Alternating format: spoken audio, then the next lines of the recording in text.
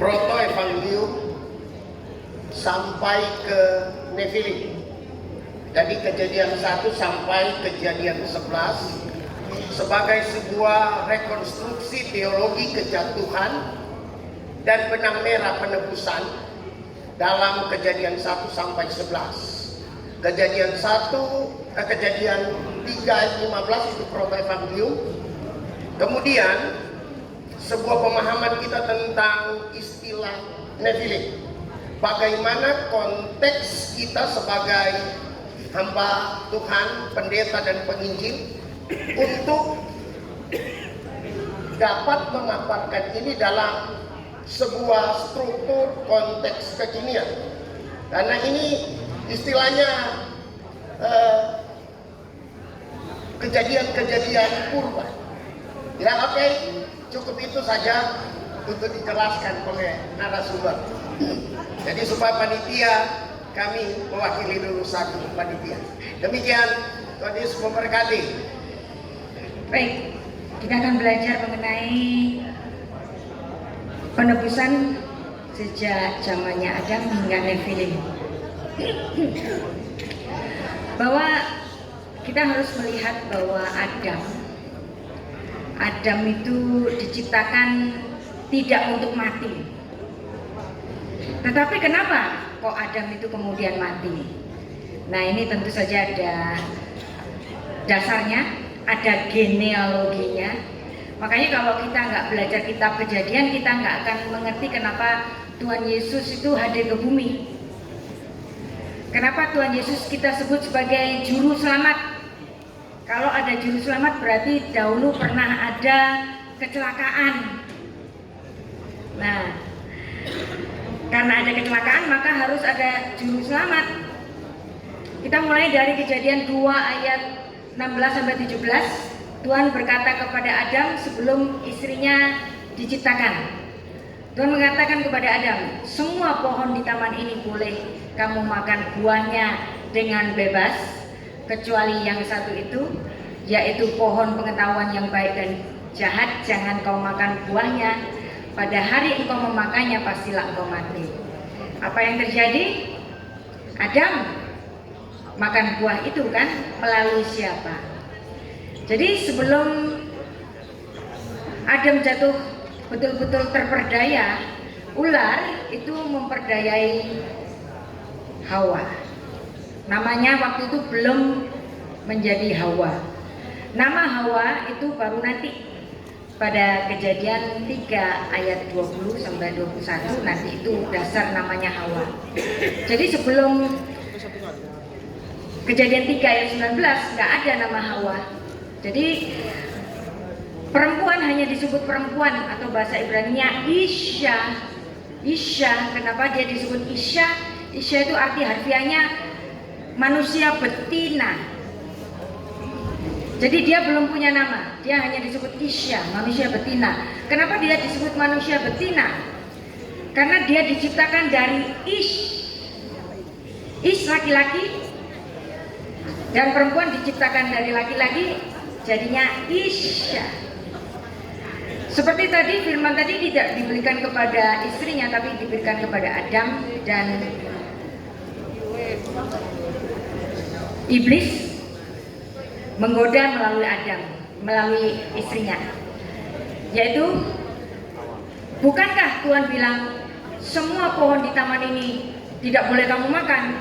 Terus kata si perempuan itu, enggak, boleh kok. Jadi si ularnya ini sengaja ngomong salah. Ular sengaja ngomong salah supaya terjadi percakapan. Lalu kemudian si perempuan itu menjawab, Tuhan mengatakan bahwa pohon yang di tengah-tengah itu yaitu pohon yang baik dan jahat, jangan kau raba dan jangan kau makan buahnya. Padahal di Kejadian 2 ayat 16-17 nggak ada kata-kata raba. Jadi kata raba ini penambahan dari si perempuan itu. Karena ini juga yang terjadi pada pengkhotbah perempuan sampai hari ini. Tuhan nggak ngomong ditambah-tambahin. Ngeklaim ini Tuhan bicara padaku, padahal Tuhan nggak ngomong ya. Lalu kemudian Ketika meraba itu, Hawa, si perempuan itu nggak apa-apa, lalu dimakan juga nggak apa-apa, dan dia tertarik. Kenapa? Karena godaan si ular, kalau kamu makan buah itu kamu nanti jadi seperti Allah. Nah, ini memicu keinginan untuk menjadi seperti Allah. Dan ini persis seperti yang terjadi pada Yesaya 14 ayat 12, yang dimana di situ kejatuhan iblis dinyatakan bahwa ada yang ingin menyamai Allah, dan dia kita sebut dengan nama Lucifer, kan? Nah, tapi kalau orang Ibrani bilangnya bukan Lucifer tapi Samael. Samael, racunnya Allah. Bukan Lucifer. Lucifer baru muncul pada abad keempat Masehi, bahasa Latin. Nah, dimakan oleh si perempuan itu nggak apa-apa. Lalu kemudian dia menawarkan kepada suaminya, yang suaminya seharusnya tahu bahwa itu nggak boleh, tetapi karena ada godaan bisa menjadi seperti Allah. Nah, dan dia makan buah itu, dan dia tahu kalau dirinya telanjang, dan dia mengambil dedaunan dari pohon ara untuk menjadi pakaian baginya untuk menutupi rasa malunya. Tetapi ketika ada derap langkah dari Tuhan, manusia yang sudah berpakaian ini masih takut, dan Tuhan bertanya, Adam, di mana kamu?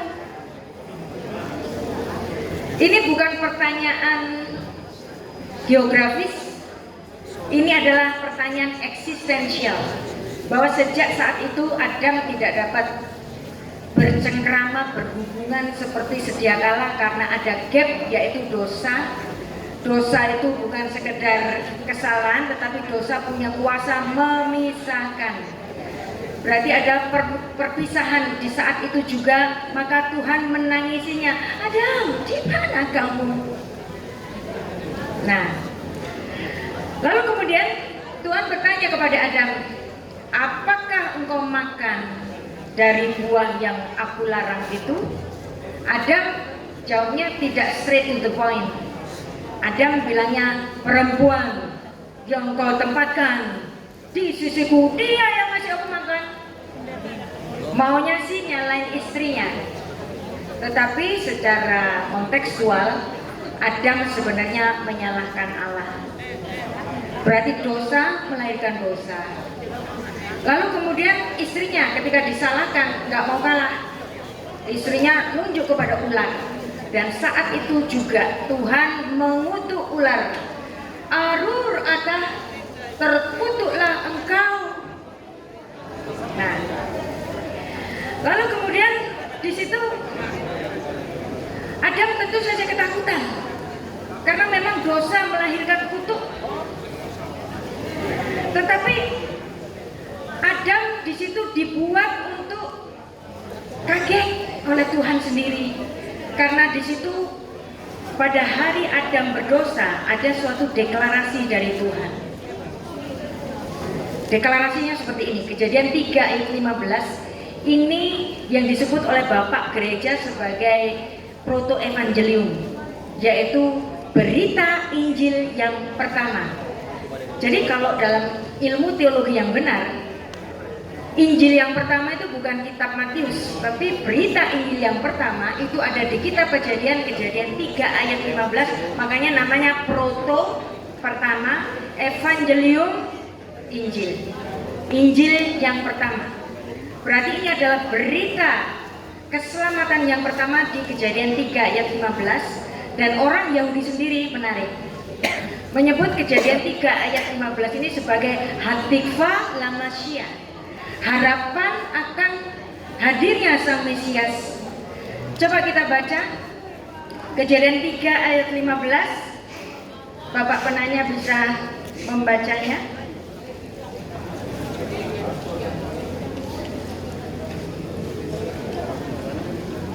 Kejadian 3 ayat 15. Ini penting dibaca kita semua bahwa ini adalah Injil yang pertama.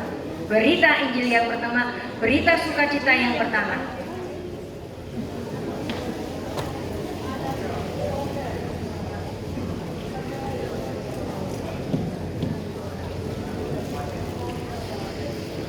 Kejadian 3 ayat yang ke-15.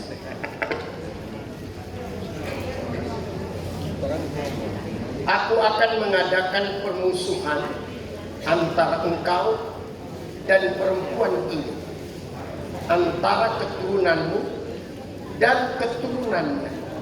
Keturunannya akan meremukkan kepalamu dan engkau akan meremukkan tumitnya. Menarik. Terjemahan ini adalah terjemahan yang benar, tetapi tidak lengkap. Ini yang saya sebut sebagai lost in translation. Frasa pertama, aku akan mengadakan permusuhan. Permusuhan biasa, padahal bahasa Ibrani-nya ve'eva ashit, dan permusuhan berdarah. Apa maksudnya permusuhan berdarah? Berarti dalam permusuhan berdarah itu ada yang mati, ada kematian di sini. Ve'eva ashit benha uven haisha uven sar'aha uven sar'ah. Aku akan mengadakan permusuhan berdarah antara engkau dan perempuan ini, antara keturunanmu dan keturunannya. Hu yeshufeha rosh, dia akan meremukkan kepalamu. Ve'ata teshuvenu akef, dan engkau akan meremukkan tumitnya. Kalau Anda baca dalam bahasa Indonesia atau bahasa Inggris, tumit heel. Ini Tuhan ini mau maksudnya ngomong apa sih? Ya kan? Tetapi kalau dalam bahasa asli Ibrani-nya, makanya orang Ibrani itu kalau baca kitab suci bukan baca kata-kata tapi baca hurufnya. Di sini ada kata akef, dan engkau akan meremukkan tumitnya. Ve'ata teshuvenu akef, tumit. Dalam bahasa Indonesia tumit dengan Yakub nggak ada hubungannya. Dalam bahasa Inggris heel dengan Jacob nggak ada hubungannya. Tapi dalam bahasa Ibrani akef dengan Yaakov ada hubungannya. Wow. Jadi Bapak Gereja Irenaeus sejak abad kedua sudah mengatakan bahwa ini adalah berita sukacita yang pertama, bahwa akan ada keturunan si tumit akan lahir, dan dia yang mengadakan permusuhan berdarah. Asyik di situ. Jadi Tuhan Yesus sudah dinubuatkan sejak Kejadian 3 ayat 15. Pada saat di Taman Eden, berarti berita keselamatan sudah ada sejak di Taman Eden pada saat Adam berbuat dosa. Dan kalau Anda lihat di sini, Adam itu diciptakan dalam gambar dan rupa Allah. Dia mewarisi intelijensia Allah. Dia adalah orang berhikmat yang pertama karena dia diciptakan dalam gambar dan rupa Allah. Berarti Adam adalah manusia terpintar yang pertama kali. Adam tahu dia berdosa pada saat engkau memakannya, pada saat engkau melanggar, hari itu juga engkau mati. Dan Adam tahu hari itu dia mati. Tetapi di Kejadian 3 ayat 15 ada kontradiksi. Makanya kalau ada polemikus muslim mengatakan kitabku banyak kontradiksinya, saya bilang iya, yes, banyak kontradiksinya. Justru dari kontradiksi itu Tuhan menyatakan kasihnya. Lah tadi kalau berdosa kan mati, Adam kan tidak mati. Dan Adam mengetahui hari itu dia nggak mati karena dia mendengar bahwa keturunanmu dan keturunannya, loh, ada keturunan ular, ada keturunan istriku. Berarti ada harapan kehidupan melalui istriku. Dia kaget yang pertama kali. Lalu kemudian dia kaget yang kedua. Tadi begitu ular langsung dikutukkan, dia menunggu kutukan baginya. Tapi Tuhan ternyata tidak mengutuk Adam. Tuhan mengutuk apa? Tuhan mengutuk Adama. Arura ha Adama, terkutuklah tanah. Nah, kalau dalam bahasa asli Ibrani itu ada wordplay. Kenapa namanya Adam? Karena dia diambil dari Adamah, tanah. Maka dia dipanggil Adam. Ini Adam yang berdosa. Adam nggak dikutuk. Adam, Tuhan mengutuk Adamah. Adam kaget yang kedua. Nah, karena Adam kaget yang kedua, maka kemudian dia berpikir, berarti ada harapan kehidupan. Maka kemudian ada harapan kehidupan melalui media istrinya, ada keturunan perempuan itu. Maka kemudian Adam mensyukuri dia yang punya harapan kehidupan, dan kehidupan itu dimulai dari nanti ada keturunan dari melalui istrinya. Maka kemudian Adam yang sudah 2 kali kaget, kaget pertama ada keturunan perempuan, kaget kedua, kok aku nggak dikutuk, kok Adam nggak dikutuk, kok yang dikutuk kok Adam mah. Dia kaget yang kedua, 2 kali kaget, dia bayar dengan satu pemikiran yang sangat filosofis. Maka kalau kita ditanya siapakah filsuf pertama di bumi ini, saya bilang Adam.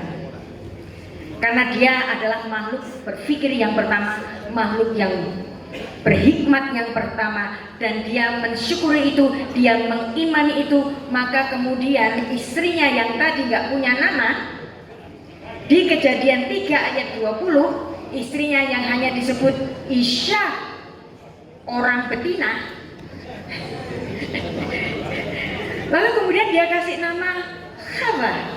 Ada di Kejadian 3 ayat 20. Coba dibaca ayatnya, Kejadian 3 ayat 20.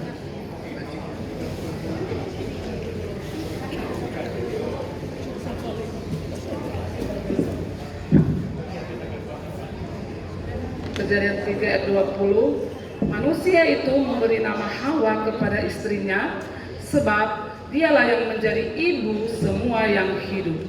Amin. Wah, Adam pintar kan? Bahwa akan ada harapan kehidupan melalui istrinya, maka istrinya dinamakan Hawa. Nah, kalau dalam bahasa Ibrani ini juga ada wordplay-nya. Wordplay-nya demikian, saya baca dalam bahasa Ibrani-nya. Vayikra Adam Shem Isto Hawa. Hawa. Hi hayeta kol hai. Ada permainan kata Hawa dan hai. Hai itu artinya hidup. Jadi nama Hawa itu hidup, sang hidup, urip. Jadi dia ngasih nama urip ke istrinya. Dan inilah pernyataan iman Adam yang dia mengimani firman yang diucapkan Allah bahwa ada harapan kehidupan melalui istriku, maka istriku aku kasih nama Hawa.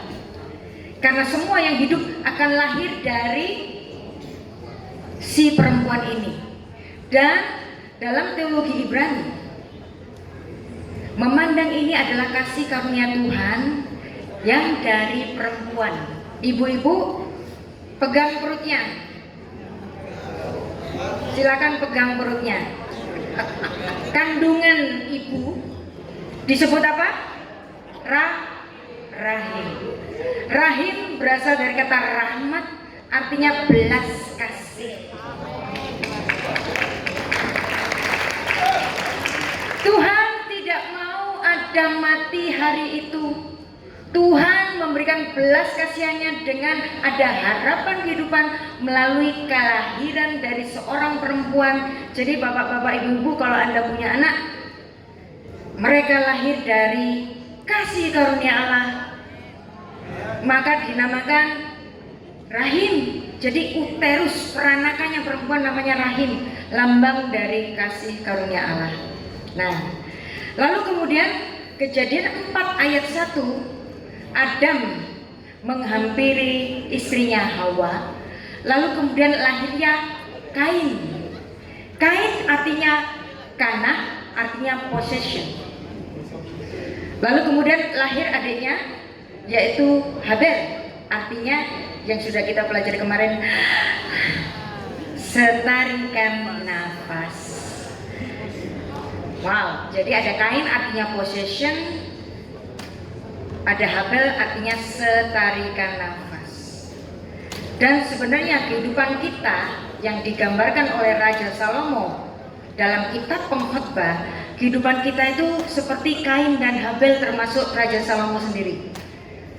Raja Salomo sepanjang hidupnya mencari hikmat dan dia mendapatkan kekayaan, dan semua bangsa-bangsa juga ditaklukkan. Maka Israel Raya yang diberikan kepada, janjinya diberikan kepada Abraham, yaitu mulai dari sungai Nil sampai ke sungai Efrat, itu diraih pada zamannya Salomo. Berarti Salomo punya possession. Kain karena possession. Tetapi saat Raja Salomo mau mati, Raja Salomo mengatakan demikian, apa yang aku tidak punyai? Kekayaan, kekuasaan, istri bahkan berlimpah-limpah, berjumlah 1000. Lalu dia sampai pada di titiknya apa? Ternyata my possession, Kain kanah, itulah yang membunuh Habelku. Pada akhirnya aku mati. Nah, baru kemudian kita masuk pada Kejadian pasal 5 ayat 3, yang di situ Tuhan memberikan kompensasi bagi kematian Habel yang dibunuh oleh Kain. Nah, kompensasinya namanya apa? Set. Set itu bahasa Ibrani memang artinya kompensasi. Nah, dan set ini nanti akan lahir orang-orang yang saleh. Orang-orang yang saleh, lalu kemudian lahirlah Enos. Apa artinya Enos? Enos itu artinya jatuh atau menunduk. Dalam artian ini, Alkitab memberikan satu tanda bahwa sejak lahirnya Enos itu kejahatan mulai merajalela. Dan kemudian baru kita masuk pada Kejadian pasal 6 ayat 4, kita baca. Mungkin Kejadian 6 ayat 1 sampai 4 langsung dibaca. Silakan.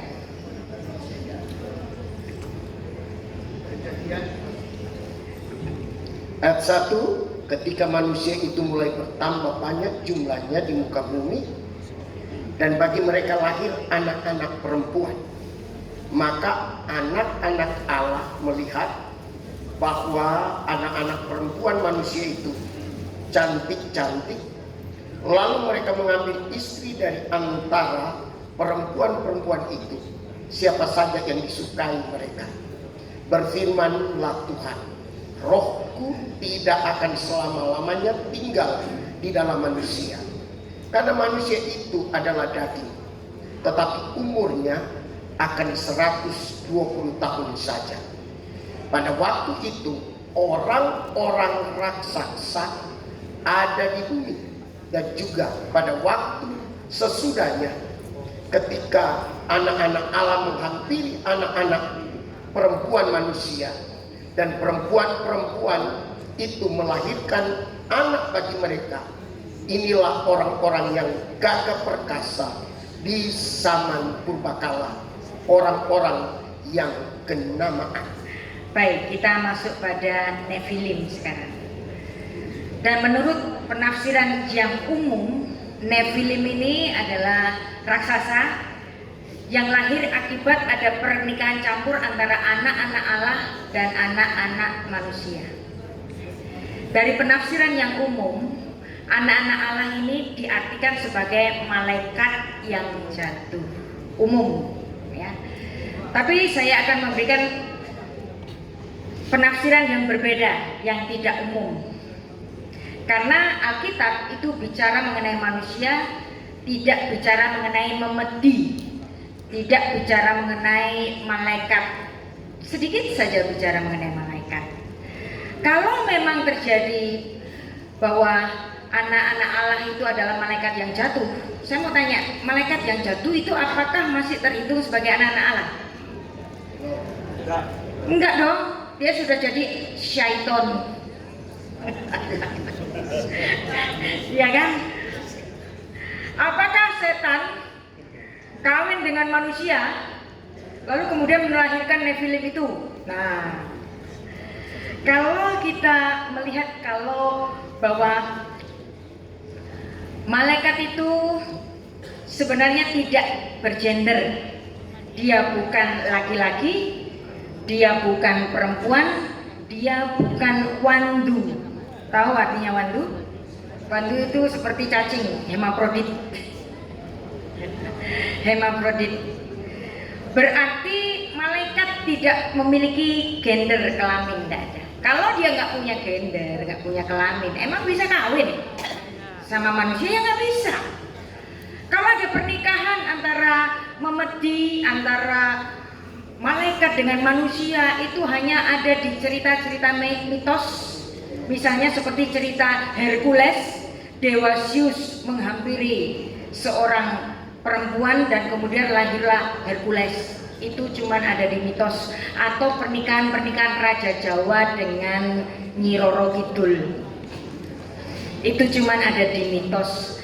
Tetapi kalau kita betul-betul membaca Alkitab, tidak ada pernikahan antara memedi atau malaikat yang jatuh dengan manusia. Kita harus berdasarkan pada kitab Injil yang Tuhan Yesus sendiri mengatakan bahwa malaikat itu tidak bisa kawin dan mengawinkan. Kalau kita baca pada Matius pasal 22, di situ Tuhan Yesus dicobai oleh seorang Saduki. Orang Saduki ini nggak percaya akan kebangkitan, maka dia mencarikan satu kasus yang aneh buat Yesus, kasus yang sulit, kasusnya manusia yang sulit, supaya Tuhan Yesus nggak bisa jawab. Pikirnya Tuhan Yesus nggak bisa jawab, dia kasih kasus begini. Ada seorang perempuan kawin dengan seorang laki-laki. Menurut adat istiadat kita, perempuan yang ditinggal suaminya sebelum dia memiliki anak dari suaminya, itu dia harus dinikahi oleh saudaranya suaminya yang meninggal itu. Nah, ketentuan ini namanya yibum atau pernikahan levirat. Nah, kemudian karena suaminya mati, maka suaminya itu menikahi dia. Belum punya anak, mati juga. Ini adalah kejadian terjadi seperti pada Tamar. Tamar kawin sama belum punya anak, dan di situ ada kewajiban perkawinan levirat, maka Onan ditugaskan untuk menikahi Tamar. Nah, dan Onan itu mati juga sebelum bisa memberikan benih kepada Tamar. Lalu kemudian Yehuda nggak mau ngasih anaknya Shelah. Kok sama-sama mati, gimana? Aku nggak punya anak. Nah, jadi itulah ada kasus pernikahan levirat, dan yang diberikan kepada Tuhan Yesus ini sampai 7 kali. Perempuan itu kawin dengan saudaranya mendiang suaminya itu sampai 7 kali tetap nggak punya anak. Lalu kemudian orang Saduki itu ngasih pertanyaan kepada Tuhan Yesus. Nanti kalau pada hari kebangkitan, si perempuan ini miliknya siapa? Suami pertama, suami kedua, atau suami yang ketujuh, yang terakhir? Wah, dipikirnya Tuhan Yesus nggak bisa jawab. Tapi kemudian Tuhan Yesus menghardik mereka dalam Matius 22 ayat 29. Bisa dibaca? Yesus menjawab mereka, kamu sesat, sebab kamu tidak mengerti kitab suci maupun kuasa Allah. Karena pada waktu kebangkitan orang tidak kawin dan tidak dikawinkan, melainkan hidup seperti malaikat di surga. Wow, ini Tuhan Yesus yang bilang loh ya, bukan saya. Jadi kalau penafsiran memandang bahwa Kejadian 6 ayat 4 adalah pernikahan antara malaikat dengan manusia, itu Apa di sini? Bilangnya Tuhan Yesus bilang apa? Kamu sesat. Kamu nggak ngerti firman Tuhan. Berarti itu bukan memedi yang kawin di Kejadian 6 ayat 1 sampai 4. Siapakah anak-anak Allah ini? Pembacaan yang baik menurut penafsiran yang baik adalah anak-anak Allah adalah gelar bagi orang-orang yang saleh. Dan orang-orang yang saleh itu adalah Set, keturunan Set. Dan anak-anak manusia itu adalah keturunan Kain. Keturunan Kain. Di Kejadian pasal 4, ketika Kain sudah membunuh adiknya Habel, di situ dituliskan Tuhan memberikan, sebenarnya sudah memberikan pengampunan 7 kali lipat. Kain saat itu karena Tuhan mengutuk tanah, Kainnya komplain, hukumanku terlalu berat, apalagi kalau yang ketemu aku nanti bisa akan membunuh kamu. Lalu kemudian Tuhan memberikan dekretnya kepada Kain, sekali-kali tidak, kalau ada yang membunuh kamu akan kubalaskan 7 kali lipat. Nah, maka angka 7 ini adalah angka pengampunan bagi Kain. Tapi apakah pengampunan ini diambil baik oleh Kain? Tidak. Kain kemudian memalingkan wajahnya dari hadapan Allah. Vayese Kain milifne Adonai.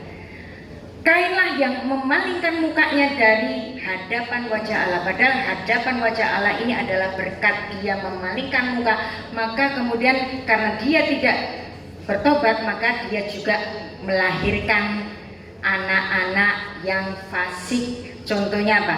Kain punya anak namanya Lamek. Lamek punya 2 istri. Ini adalah poligami yang pertama. Lamek ngomong gini pada istrinya, tadi ada laki-laki yang mengusik aku, maka aku bunuh dia. Kalau Kain dibalaskan 7 kali lipat, untukku 70 kali lipat.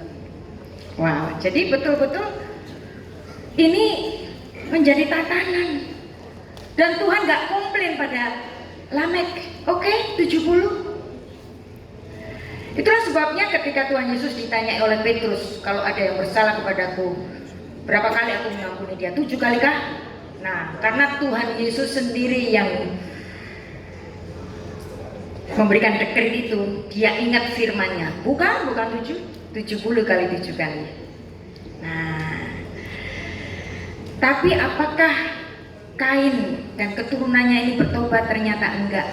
Dan terjadilah yang membuat hati Tuhan berduka, Naham. Dan kemudian ada pernikahan campur dari anak-anak Allah dan anak-anak manusia. Anak-anak Allah kita gambarkan sebagai sungai yang jernih. Anak-anak manusia ini kita gambarkan sebagai sungai yang keruh, keturunannya Kain. Kain punya keturunan yang cantik-cantik, akhirnya kawin campur. Sungai jernih dan sungai keruh kalau dicampur jadi apa? Keruh juga. Nah, maka ada kejahatan merajalela di bumi dan Tuhan mau menghabisi mereka kecuali satu, yaitu siapa? Nuh. Nah, di situ dituliskan maka ada Nefilim. Perhatikan Kejadian 6 ayat 4. Pada waktu itu orang-orang raksasa. Ini kan terjemahan, tapi bahasa Ibraninya itu Nefilim. Nefilim. Kenapa bahasa Indonesia menerjemahkan ini dengan raksasa? Karena di Septuaginta kata Nefilim itu diterjemahkan dengan gigantes. Ya, ada Pak Eko di sini. Apa sih penyakit gigantisme itu? Penyakit yang membuat orang jadi seperti raksasa, masih ada sampai hari ini, ya kan? Itu dituliskan dengan gigantes. Mungkin ini nggak salah, karena memang orang-orang pada zaman itu gede-gede, bahkan di kitab bilangan itu masih ada orang seperti raksasa. Jadi raksasa itu bukan hanya hadir pada Kejadian 6 ayat 4, tetapi masih ada kok di bilangan. Jadi apa tafsir yang benar mengenai Nefilim ini? Itulah pentingnya kita belajar bahasa Ibrani. Kata Nefilim itu berasal dari kata nafal.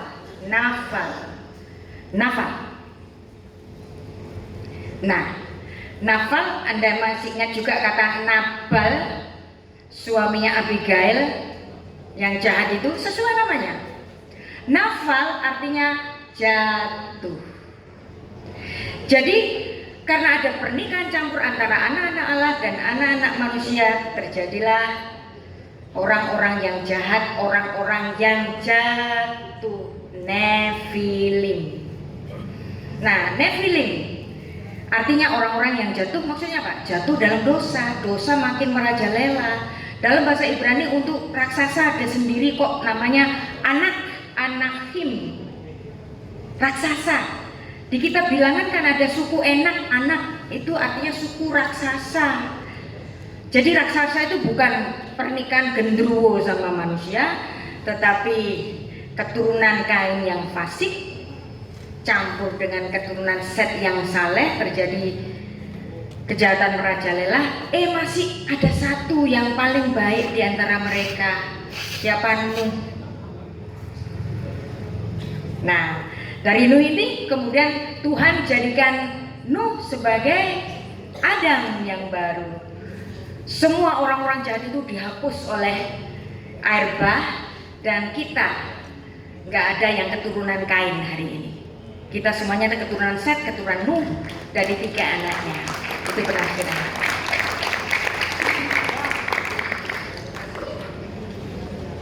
Baik, yang kedua, ya.